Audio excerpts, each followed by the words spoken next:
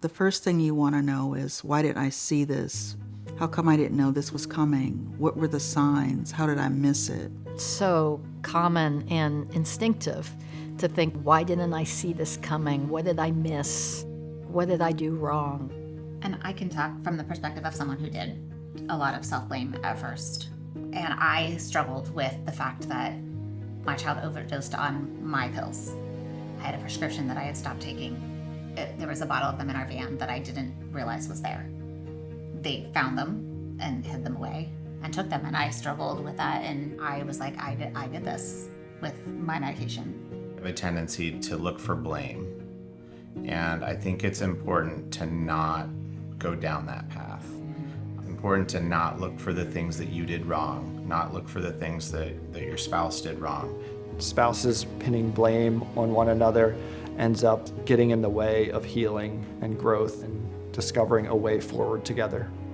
Of course you made some mistakes, and I made some mistakes, and he made some mistakes, and your child made some mistakes, because everyone makes mistakes.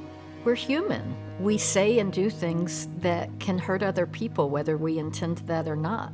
If you tell your child, no, you can't go to that party because you aren't passing your class, and then they attempt suicide, then we may blame ourselves. Millions of parents every week put limits on their children with a greater good in mind, and nothing bad happens. It's natural that we're going to canvass our mind for all the things where we could have done something differently and wish that we had. And that doesn't mean that it's our fault. You can't be the perfect parent. You can't never fight. That's not realistic. And so just being clear with yourself and knowing that you're going to carry that feeling, because parents carry guilt when anything happens to their child. Blaming yourself right now is going to take energy that you really need to preserve for being there for your loved one. The myth that a good parent would not have a child who would attempt suicide is one of the most pernicious and problematic myths out there, because there are an incredible number of amazing parents and just normal parents and parents who struggle, who have kids who engage in suicidal behavior. Children can put on a very happy front. In the back of their mind, they've got so many thoughts and feelings going on, but they put that smile on.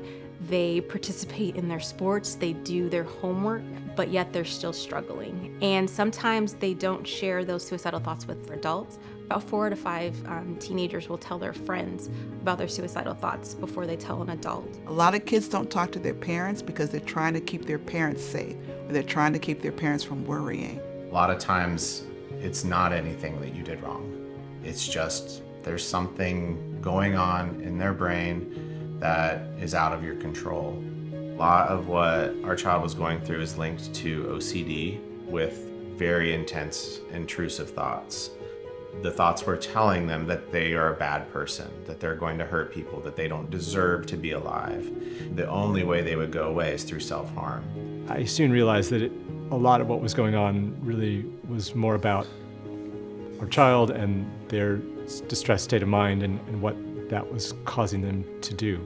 You love them so much anyways. Like, it's just unfathomable how much you love your children. When they go through something and then you learn more about their mind and how it's affecting them, you can only love them more. To this day, I still do not understand her brain fully. I really don't. I empathize with her. I don't understand it.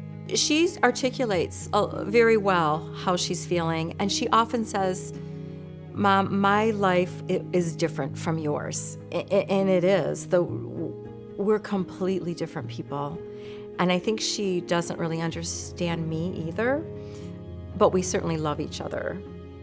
I'm always seeking to understand her and her brain and accept her for who she is, instead of trying to mold her into something I think she should be. And that's really important. And that has helped our relationship a lot, to just let her be who she is, even though I don't understand it sometimes.